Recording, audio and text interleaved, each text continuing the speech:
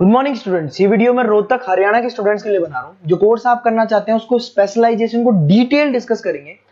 जो top companies top salaries आपके लिए हो सकती है उसको डिस्कस करेंगे।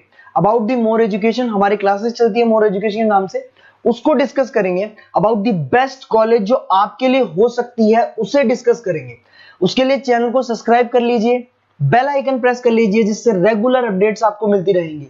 उसके लिए आगे के इन्फॉर्मेशन हमारे सर आपको देंगे। Thank you. ये वीडियो में एएनएम, जीएनएम और बीएससी नर्सिंग के स्टूडेंट्स के लिए बना रहा हूं। अभी आप लोगों ने 12th क्लियर किया है, now you are planning for BSc nursing. देखो, बहुत डिटेल में अपन डिस्कस करेंगे job opportunities, government, private, other options, वो सारे डिस्कस करेंगे। अब्रॉड में और इंडिया में कैसे जॉब मिल सकती है, और बहुत डिमांडिंग कोर्स है, पूरा डिटेल में अपन डिस्कस करेंगे। इसके अंदर जो आपका एएनएम और जीएनएम है, ये डिप्लोमा कोर्स होता है, और जो नर्सिंग, बीएससी नर्सिंग है, आपका डिग्री कोर्स होगा। तो इसको अपन डिटेल में डिस्कस करेंगे। जॉब अपॉर्चुनिटीज इंडिया में कौन सी है, अब्रॉड में कौन सी है, और ग्लोबल लेवल पे कौन से एग्जाम्स लगते हैं, जिससे यूएस में, यूएई में, कनाडा में आपकी जॉब लग सकती है, इसको डिस्कस करेंगे। थोड़ा सा मैं बता देता हूं। बेसिकली गवर्नमेंट ऑफ इंडिया ने बताया है 2027 तक मशीनें करेंगी काम। 42% जो है आर्टिफिशियल इंटेलिजेंस और मशीन लर्निंग से काम होगा। तो आप ये मान के चलो, जो भी कोर्स आप करने वाले हो, इसमें आर्टिफिशियल इंटेलिजेंस और मशीन लर्निंग को इंटीग्रेट करके चलना, क्योंकि इसकी जबरदस्त डिमांड आने वाली है। एआई एमएल की नॉलेज आपको भी होनी चाहिए। अगर यहाँ पे देखिए, फास्टेस्ट ग्रोइंग जॉब, बहुत सारी जॉब्स आने वाली है। Big data, fintech, AI ML, बहुत सी जॉब्स जाने वाली है। Fastest declining job, post office clerk, bank teller, data entry, cashier. आज कैश डिपॉजिट होता है बैंक में एटीएम से, एटीएम से विड्रॉल होता है, पासबुक मशीन से अपडेट होती है। तो बहुत सारी जॉब्स जाने वाली है और आने वाली है। तो एआई एमएल को इंटीग्रेट करके चलना, इसकी डिमांड हमेशा रहेगी। मेरा क्लासेस चलता है ऑनलाइन, ऑफलाइन, रिकॉर्डेड, तीनों मोड पे मैं क्लासेस ले रहा हूँ। मुंबई में मैं पढ़ा रहा हूँ, जयपुर में पढ़ा रहा हूँ। उसके अलावा बहुत सारी चीजें जिसको अपन डिटेल में डिस्कस करेंगे। अभी आते हैं अपन एएनएम, जीएनएम और बीएससी नर्सिंग पे आते हैं। अगर मैं बात करता हूं तो एएनएम और जीएनएम आपके डिप्लोमा कोर्स हो गए, और बीएससी नर्सिंग आपका डिग्री कोर्स हो गया। एएनएम आपका 2 साल का कोर्स है, जीएनएम आपका 3-3.5 साल का कोर्स है, और अगर मैं बीएससी नर्सिंग की बात करता हूं तो 4 साल का कोर्स है। इसके अंदर अगर आप एएनएम की बात करें तो 12+2 आर्ट साइंस किसी भी बैकग्राउंड से कर सकते हैं। अगर आपको जीएनएम करना है तो उसके लिए साइंस कंपल्सरी, और आपको बीएससी नर्सिंग करना है तो आपके पास फिजिक्स, केमिस्ट्री, बायो होना चाहिए, और इंग्लिश तो कंपल्सरी रहेगा ही रहेगा। एंट्री लेवल पे फटाफट आपको जॉब लगानी है, एएनएम कर लो। मिडिल लेवल पे आपको जीएनएम करना चाहिए, बट अगर डिटेल में जाना चाहते हो, अच्छी कैरियर अपॉर्चुनिटीज प्लान कर रहे हो, तो आपको बीएससी नर्सिंग करनी चाहिए। अगर मैं बात करता हूँ, बेसिक हेल्थ केयर का जॉब मिलेगा यहाँ पे, जनरल नर्सिंग का जॉब मिल जाएगा, और वहां पे एडवांस लेवल पे, किसकी बात कर रहा हूँ, बीएससी नर्सिंग में एडवांस लेवल पे मिल जाएगा। अगर आपने एएनएम कर रखा है और आगे कुछ करने की कोशिश करोगे तो आपको जीएनएम करना पड़ेगा फर्दर स्टडीज के लिए। अगर जीएनएम कर रखा है तो आपको बीएससी नर्सिंग करना पड़ेगा, और अगर बीएससी नर्सिंग कर रखा है तो फिर आप एमएससी कर सकते हैं। देखिए, आपको यहाँ पे जॉब रोल दिखाई देगा। बेसिकली हेल्थ केयर वर्कर, आशा वर्कर वाला काम करेंगे अगर आप एएनएम में है तो। जीएनएम के अंदर आपको स्टाफ नर्स, वार्ड नर्स वाला काम मिल जाएगा। बट अगर मैं बीएससी नर्सिंग की बात करता हूं तो आपको आईसीयू में एज अ नर्स वर्क कर सकते हो, ऑपरेशन थिएटर में ओटी के अंदर नर्स की तरह वर्क कर सकते हो।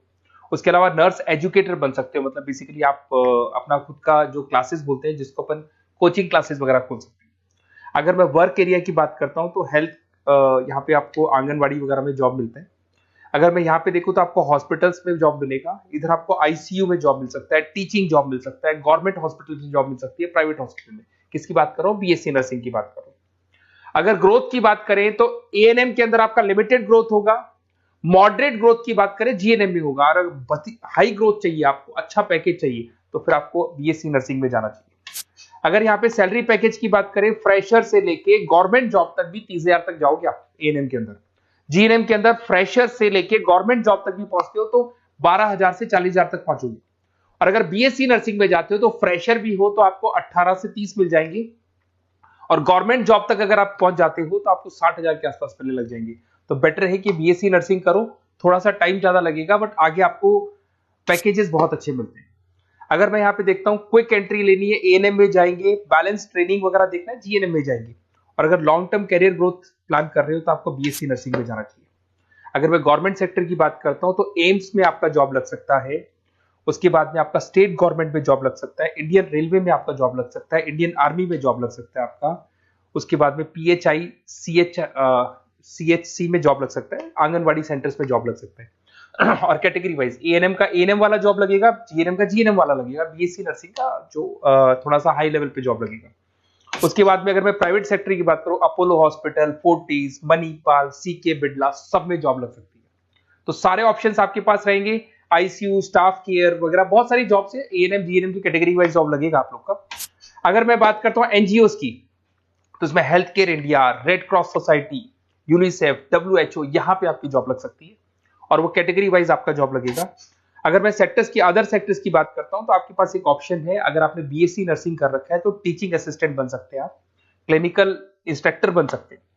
होम केयर में अगर देखा जाए तो आपको होम केयर नर्स बन सकते हैं। टेली कम्युनिकेशन, आजकल ये टेली कंपनीज बहुत चल गई, जहां पे आप पेशेंट को, रिमोट एरिया में पेशेंट है, डॉक्टर नहीं है, तो आप उसको देखेंगे, सारे रिपोर्ट्स डॉक्टर को भेजेंगे, डॉक्टर्स को रिपोर्ट्स को स्टडी करके आपको सारा देगा। उसको अपन टेली मार्केटिंग भी बोलते हैं, टेली कंपनीज भी बोलते हैं।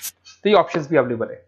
अगर देखा जाए तो बीएससी नर्सिंग करने के बाद में आपकी गवर्नमेंट जॉब लग सकती है।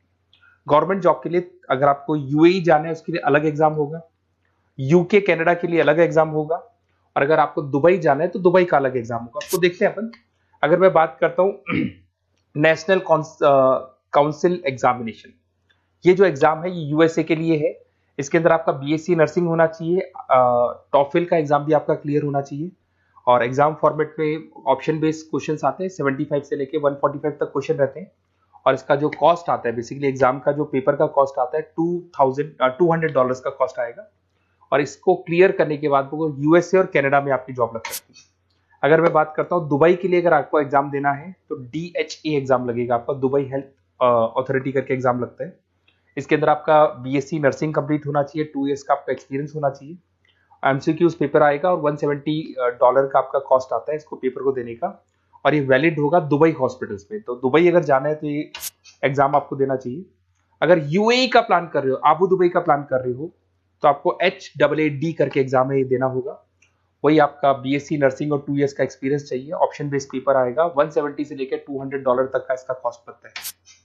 देखिए, अगर आपको बेस्ट कॉलेज देखना है नर्सिंग से रिलेटेड, तो आप मेरे को इस नंबर पे व्हाट्सअप कर सकते हैं या कॉल कर सकते हैं। तो मैं आपसे पूरा डिटेल में डिस्कस करूंगा, अपना नेम, नंबर, सिटी सब कुछ डाल के छोड़ दो और अपन डिटेल में डिस्कस करते हैं। और अगर कोई भी कॉलेज से रिलेटेड डाउट है तो मैं आपसे डिस्कस करूंगा। Okay, best of luck.